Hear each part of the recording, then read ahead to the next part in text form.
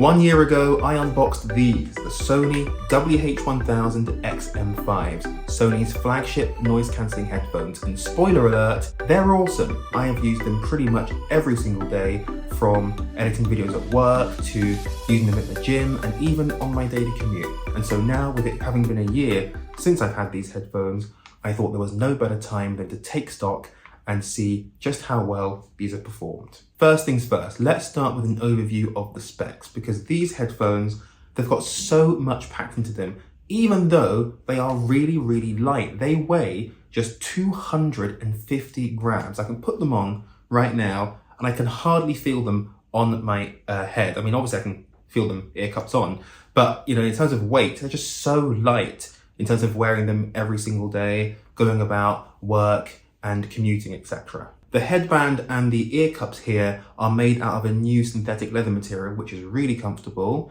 It's got a built-in microphone, and on the right ear cup right here, you've got touch controls, which are very, very handy. They charge via USB-C right there, and they also have smart features such as speak to chat. Day to day, I'd say I use these headphones for three things mainly: for work, for the gym, and when I'm outdoors and on my commute. Let's start with work. Now, in my day job, I am a video editor, so I need the best quality headphones that I can find. And actually, the main reason why I got these headphones in the first place was because I had just started my job as a professional video editor. So this was the perfect excuse for me to pick up these headphones that I've been wanting for such a long time. I should note, however, that whenever I'm video editing, I always plug them in with the 3.5mm cable. It goes just on the left-hand side right there. It's really, really important for me to do that because I don't want any issues with latency using them wirelessly. When I'm outside, that's all fine to use them wirelessly, but whenever I'm editing, it's got to be done with the cable. Now look, when I'm at work, I'm wearing these headphones for up to 7-8 hours a day, and I'm really pleased to say that these headphones are super, super comfortable, even for extended periods. I'd say after about 2 hours or so, I may start to get some fatigue by my ears and side of my face. But other than that, generally speaking, they are really, really comfortable when I'm wearing them at work. The other really key thing about the headphones for work is the noise cancelling. Look, I'm in a busy office, lots of people around, and I'm trying to focus on what I'm doing and focus on getting that edit done. These headphones, having the noise cancelling that they do, it's so, so amazing. It just shuts off the vast majority of what's going on the outside. So I can just lock into my edits and get them done. Now, I would say the noise cancelling definitely seems to work better when it comes to like lower level and more consistent sound. So an office, the background of an office, for example, would be a perfect use case for this. You've got pretty consistent sounds, people talking all the time, but noise cancelling, the headphones can pick that up quite easily and cancel it out. If I'm wearing them on the tube, for example, depending on where I'm sitting, the efficacy of the cancellation might vary. So if I'm sat in the middle of a tube carriage, it's a lot better than sitting next to the doors. But at work, in the office, with consistent sounds, usually they work really, really well. The other place where I use these headphones is in the gym. And in this case, I very much use them wirelessly through Bluetooth. And I have to say that I've definitely put them through their paces over the last year with all of my rowing machine exercises, treadmill walks, etc. They've been sweat tested, speed tested, but they have emerged incredibly well from all of that. And what I love the most when working out is that these headphones actually stay in place. You know, one of the annoying things about wearing AirPods in the gym, I unboxed these 2 years ago, by the way, check that out. But one thing about wearing AirPods in the gym is that they're always trying to slide out. And these are AirPods Pro, they've got the ear tips on them. But even still, you know, no matter how far I put them in, you know, even with these AirPods Pro, they're always trying to slide out. I think when you get sweaty and stuff like that, that's just something that naturally happens. But with the Sonys, that's not the case. They stay in one place. They're solid, you know, they do not move.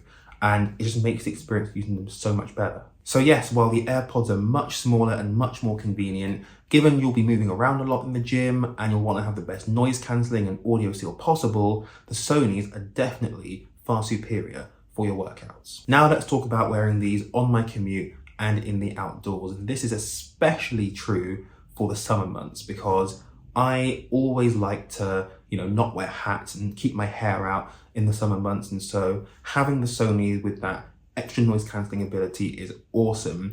super comfortable when walking around, they're really light, and the cancellation is actually so much better than you would get on the AirPods Pro, and they're actually really good. But with the tighter seal and the larger ear cups, wearing them outside is so much better. Let's come on to battery life. This is something that I really do love about these headphones. Now, in my unboxing video a year ago, I mentioned that these can last up to 30 hours with noise cancelling and up to 40 hours with the ambient sound on. Now, in my day-to-day usage, I'd say that the 30-hour number is definitely a lot more accurate. For example, if I have my headphones fully charged on a Monday morning heading into work, then usually they'll last until around mid to late Wednesday. Depending, of course, if I am also using these headphones on my commute into work, especially during the summer months. It's less of a problem now. In fact, it's winter and I'm usually wearing my AirPods in the winter because it's just way too cold and I have to wear a hat.